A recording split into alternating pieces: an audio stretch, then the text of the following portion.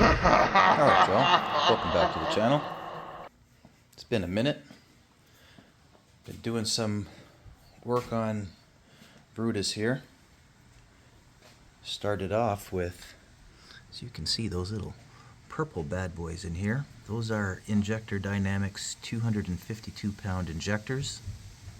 I just got those and installed them, and because I don't have a normal style injector harness that actually clips out, I had to change the ends of this injector on the car and cut these ones that I had on there before. This style is no longer usable with these. These are now high impedance injectors, so it has a different end, so I had to do that on the car.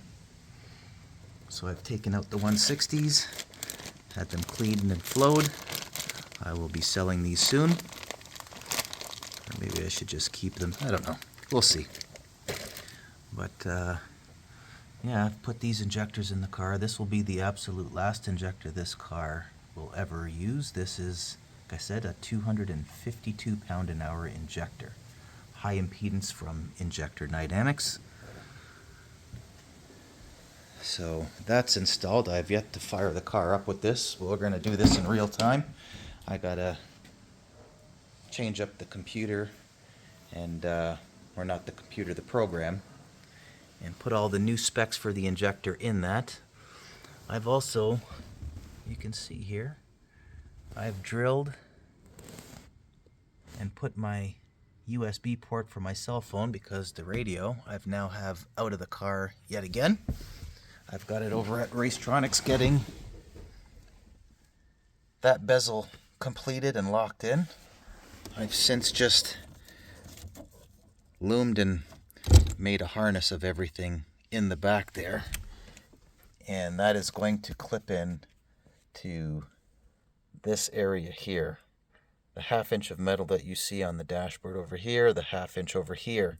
And because the cigarette lighter sits right here, I no longer have that, because the screen takes the full circumference of that opening. That's why the phone port I have on either side. It's very discreet, you can't even see them. But I put those in and chucked it out with one of my old Tom-Toms. Let's plug this thing in and there you go. She's lit up. So yeah, got that working. The next thing that I will be doing also with this, and I'm really torn with this. I don't know which way I'm going to go with it. If I'm going to just cut this and let this sit flush, because you can see that's the base that you have, that little ridge all the way around. If I cut that out of here, then this can sit here for the volume control for the radio. Or I put it inside here and dip it down. But by doing so, really doesn't give you much to grab to actually turn this. Like, you can only make small adjustments because it's not, I don't got a lot of space to work with in there. So I would need to get something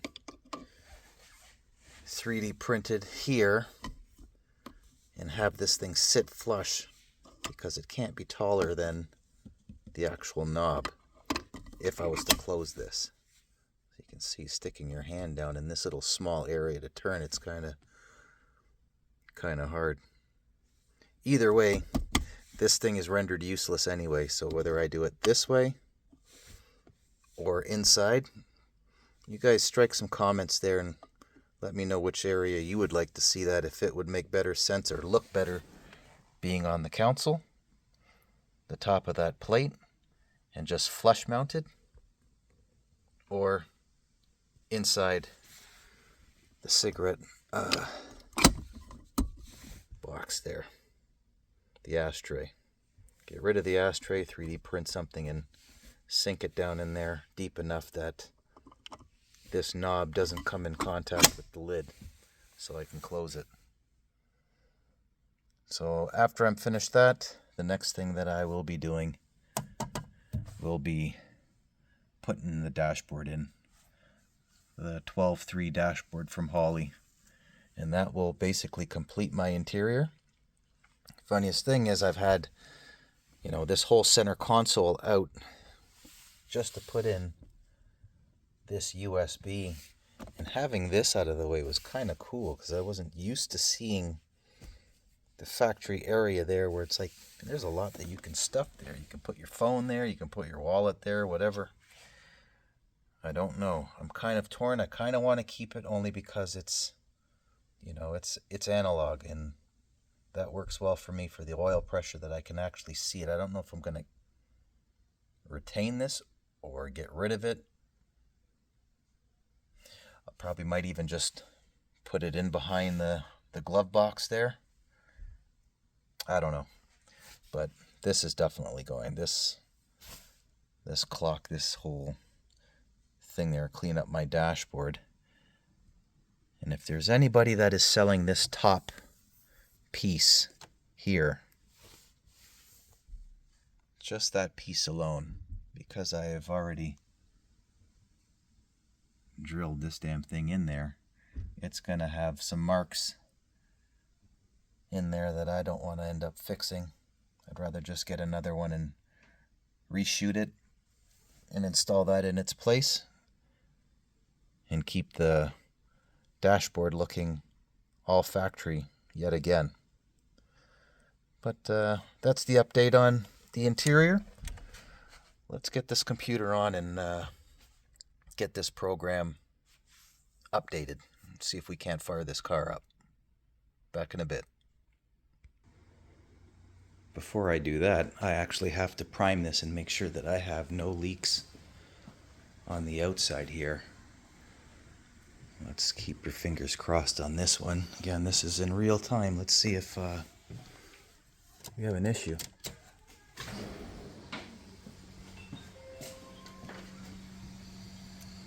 That side's good.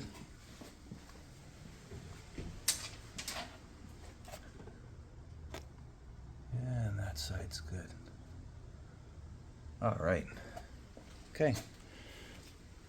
Both sides are good. There's no leaks there. Let's get onto this program.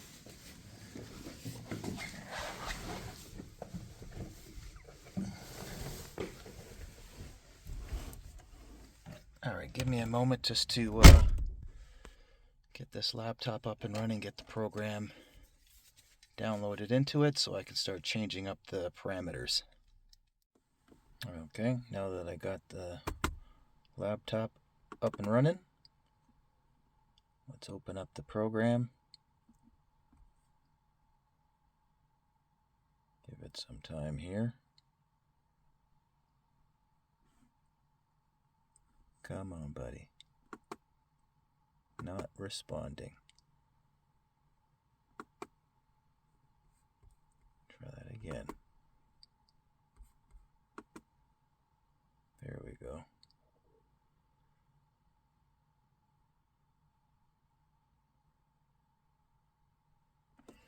Now that I got the car online, the program for my 160s is right here. So now you got to turn off the key. So the program is up here, and now I can access the system ICF, and I have to change these numbers here. All these voltage numbers, Injector Dynamics gives their own numbers that you have to put into here. Change the injector size to 252. You got to change the injector fuel pressure. It's no longer low impedance, it's high impedance. What else has to be changed? And you'll also have to change this number here. With the 160s, I have it at 1.00 milliseconds. I believe with the Injector Dynamics, it's 0.66. So that's quite a difference with that. And then it'll automatically make that adjustment and scale my base fuel map so I can at least fire up the car. And then once it's fired up, then I can start making adjustments to the base map and get the car to idle, and I have to bring it up to temperature, do a TPS auto set, and then I'm also going to have to check the IAC because we're going to have to do startup, cold start, warm start, everything has to be redone to make sure that this car starts every time I turn this key. So I'm going to plug in these numbers here because I actually have them on my phone. I don't have them on a piece of paper. So give me a moment to make these changes and I'll get this thing back online. Back in a bit. All right, this is straight from Injector Dynamics website. This is the fuel pressure they want you to set it at. The minimum injector opening time, I was right with the 0.66. Rated flow per injector, 252. And here's all the injector off time, all in milliseconds, the volts, and the numbers above it that I have to plug into my program on the Holly. Quite a difference from where it was with the 160s, being a low impedance and a high impedance. So let's go back to the program and plug these numbers in, see how we do. All right, the numbers are now in. I also had to change this over here because there is no pull down menu for this, so I just leave that as custom. The fuel pump prime time, I'm going to leave the actual fuel pressure. I'm going to bring it down so I have more latitude with the injector because it could safely idle this. I was actually looking for the 210s, but we got the 252s, and if I bring down the actual fuel pressure in the car, then I can keep this injector running more optimal down low and have more room up top if I ever need it. So there is the injector opening time. Put in the high impedance, the 252. All here, I put in all the voltage tables, which if you want to view the graph,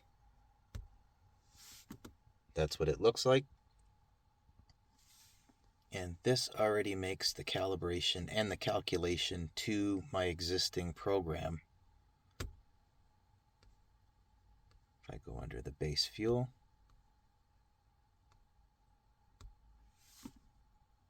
it has already changed those numbers.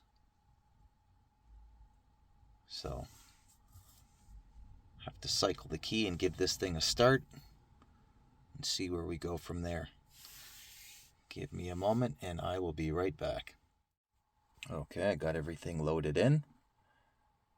What I did before, I didn't do on camera, but what I did is I saved this as a new fuel program. Instead of the 160s, I call this the 252 injectors for my pump gas and alky. So I've done all the changes to it. Let's put this back online. Put the key on the on position.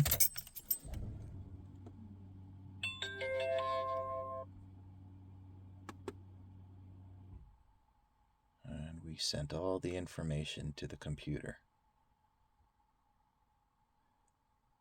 There we go. So we're good to go. Make sure that's in gear. Let's see if she will start.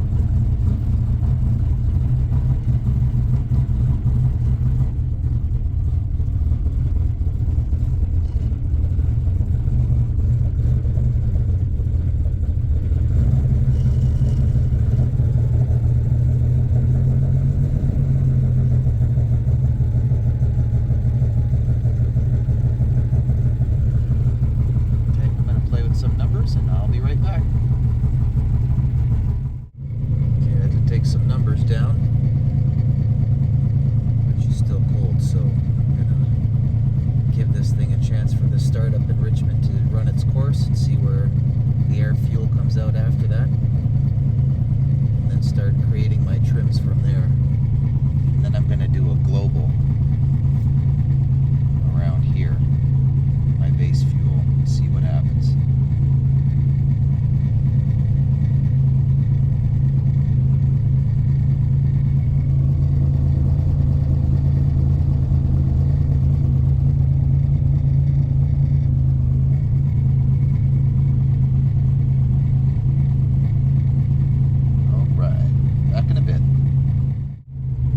Got some heat into this engine. This injector idling really smooth.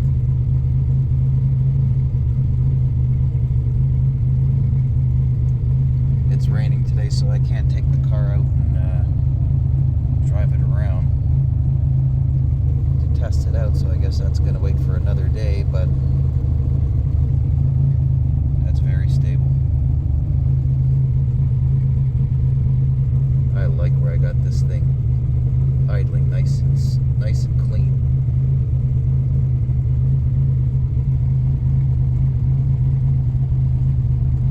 All right, pretty cool.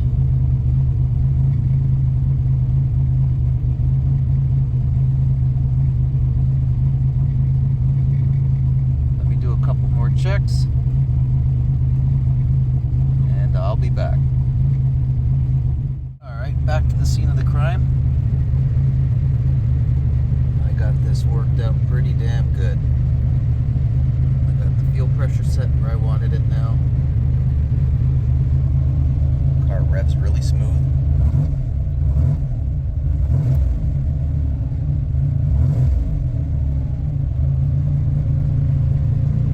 So yeah, I'm liking that.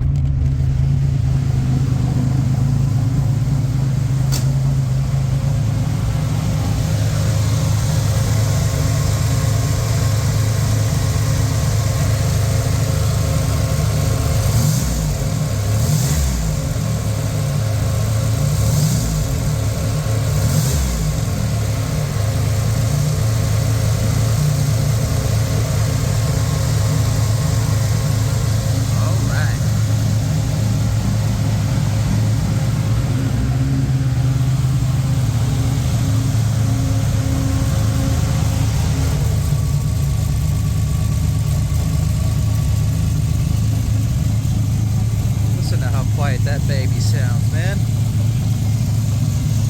Got those rockers adjusted really nice.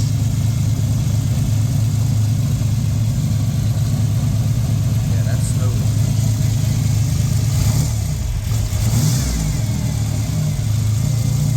Alright, Joe, I'm gonna call this a day. Gonna mess around with this a little bit more, play with some timing trims. Hopefully within a couple hours I can take this thing out and give it a drive. I'll see you on the next one.